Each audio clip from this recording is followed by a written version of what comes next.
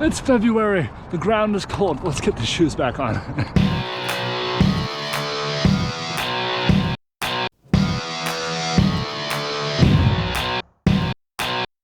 For the last several months, I've been exploring the weird and wacky world of barefoot and or minimalist running, and there's a number of reasons why I've decided to give it a go. Those reasons I'm going to list for you today, as well as one reason why you might not actually want to give it a go. Let's get started.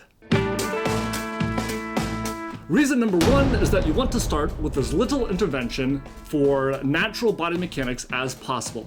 According to Dr. Larry Maher, anything placed on the foot is an intervention and it does change natural body mechanics. Shoes count, so do sandals. So you want to start with as little as possible and then work up from there based off of individual body mechanics and needs. With that philosophy in mind, I've started out with water shoes because I didn't really want to go full on barefoot because I was afraid of cutting myself. So yeah, started with water shoes, but I just got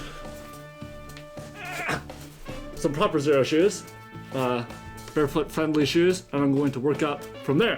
The second reason is reduced impact spike. So every time your foot hits the ground, there is a load of about 1.5 to 3 times body weight. But if you're landing on the heel of your foot, there is a impact spike and then it dips and then you get the loading of 1.5 to 3 times body weight. Running in minimalist footwear or running barefoot encourages landing on the ball of your feet, which actually removes that initial impact spike in the graph. I'm going to put a link to the Harvard study that shows this. They have little YouTube videos and graphs illustrating this loading spike and then how it goes away with running on the ball of your feet. So the forefoot strike, which can be encouraged by barefoot running or running in minimalist shoes, reduces this initial impact spike and will help reduce wear and tear on joints and muscles as you run. Reason number 3, and this is one that a lot of barefoot enthusiasts talk about a lot, it is ground feel.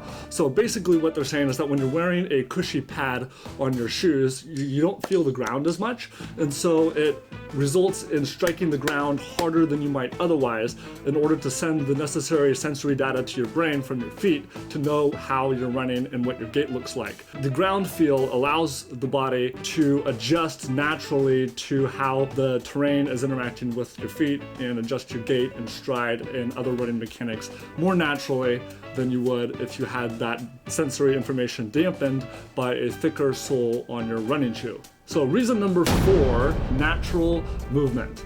So this is one that a lot of barefoot enthusiasts talk about a lot, which is a much more natural movement for the foot and a much more natural gait when running. Many barefoot shoes, like the ones that I just got here, have a wider toe box, which they say allows the toes to spread out with each impact. This is part of the body's natural mechanism for dampening the impact of running.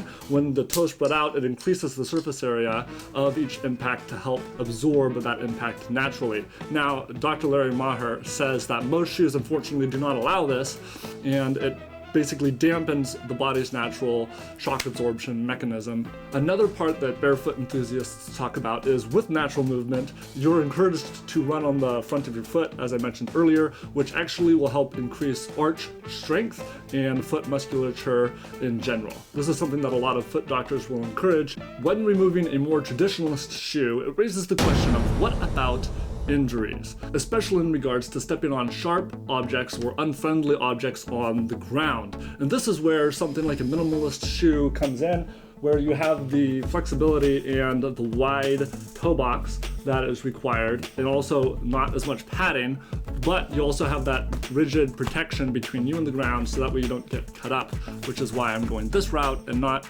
going all in, guns blazing, and running completely barefoot.